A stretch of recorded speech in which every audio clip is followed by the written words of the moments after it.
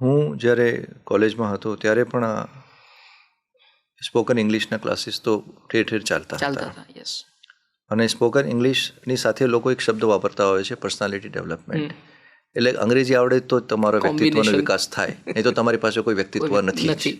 જો તમને ગુજરાતી ભાષા આવડે છે તો તમારી પાસે કોઈ વ્યક્તિત્વ નથી. આવું આપણે એક માની લીધેલી એક માન્યતા છે. If you can talk in English, if you can walk in English શબ્દ કહેતા હોય છે ને, તો then only you are there. તો નહોતું ગમતું. I was having that physical, કહેવાય ને કે સેટ માઇન્ડસેટ કે આ કઈ રીતે બેસે છે, this is not acceptable. Yes, આ કઈ રીતે બોલે છે લોકો.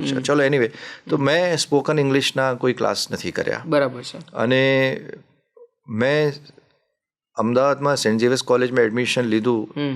એ પાછળનું પણ મારું એક લોજિક, એક તર્ક મારું એ હતું કે સેન્ટ ઝેવિયર્સ કોલેજનું જે ઇંગ્લિશ મીડિયમનું એજ્યુકેશન છે એના થકી હું મારા ઇંગ્લિશને વધારે સારું કરીશ. મારી એ એક થિંકિંગ હતી કે એ એટમોસ્ફિયરમાં હું જઉં.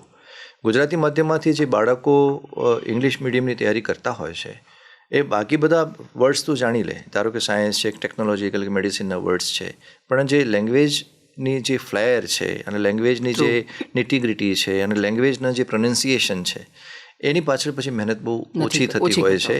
પાસ કરવા ખાતર ઘણી વખત પરીક્ષાઓ પાસ થઈ જતી હોય છે, પણ એ ઊભા રહી શકીએ મેદાનની વચ્ચે, તો એ જે છે એ પ્રકારની તૈયારી માટે અલગ મહેનત જોઈએ. બિલકુલ.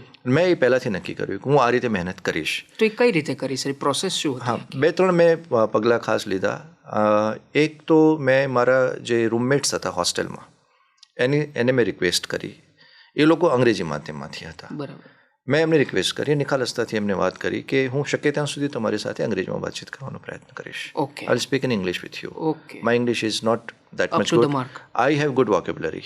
I have been reading books. But yes, I am not able to convey my thoughts properly, coherently, and my pronunciation may be a bit loosey, a bit not comfortable. You may laugh at me. You may have the liberty of laughing at me. You can poke me also, no issue. But please cooperate. I am a struggler. I am struggling, and maybe this atmosphere will provide me the good atmosphere, with good level up. Got it. તો એ કરવા લાગ્યો. અને હું વાંચતો તો હતો જ, સાથે સાથે મેં એક રેડિયો લીધો.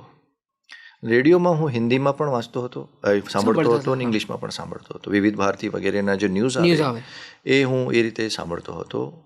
એમાં એ શાંતિથી કોઈની ડિસ્ટર્બન્સ ના થાય એ રીતે વારંવાર મમડાવું, એને ચગડવું ના કહીએ કે આ હિન્દીમાં આવું બોલે, અંગ્રેજીમાં આવું બોલે, પ્રોનાઉન્સિએશન આ રીતનું હતું. અને ઇંગ્લિશની એક ડિક્શનરી હું લઈ આવ્યો. અને ટાઈમ્સ ઓફ ઇન્ડિયા એ વખતે ન્યૂઝપેપર મેં એઝ અ હોસ્ટેલમાં હું રહેતો છતાં પણ મેં બંધાવી દીધું. મેં કીધું હું આનું પે કરીશ, મારે આ જોઈએ. અને હું વાંચતો હતો. એમ કરતાં કરતાં હું વોકેબ્યુલરી બિલ્ટઅપ કરવા લાગ્યો. ધારો કે કોઈ ઇંગ્લિશનું બુક છે, ફોર એક્ઝામ્પલ 300 પાનાનું બુક છે, પાને 10-20 શબ્દો મળે, હું બધા લખી લેતો હતો. અને પછી એની સામે એનો જે અર્થ હોય એ પછી જાણી લેતો હતો પહેલાં, પછી એ પુસ્તક પાછું વાંચતો હતો. અચ્છા. ધારો કે આ પુસ્તક મેં વાંચી લીધું, મને આટલા શબ્દો નથી ખબર પડતા, પુસ્તકાલયમાંથી લાવ્યો, મને આટલા શબ્દો નથી ખબર પડે, એ મેં વાંચી લીધું. હવે આના લગભગ 1500-2000 શબ્દો છે. એ 1500-2000 શબ્દો મેં મારી ડાયરીમાં નોટ કરેલા છે, એનો અર્થ મેં મારી રીતે પછી સમજી લીધું, અને પછી હું ફરી પાછું પુસ્તક વાંચીશ. અને એ રીતે હું કરીશ. અને એ જ રીતે રેડિયોમાં પણ હું સાંભળીને આ પ્રયત્ન કરતો હતો. ન્યૂઝપેપરમાં પણ રોજ નવા શબ્દો, એડિટોરિયલ્સ હું વાંચતો હતો ખાસ, કે આ ફ્રેઝ માટે એ લોકો ટૂંકમાં આ ઘટના માટે આ રીતે એ લોકો વ્યક્ત કરે છે. મહેનત માગી લે છે, બહુ મારો બહુ સમય ગયો.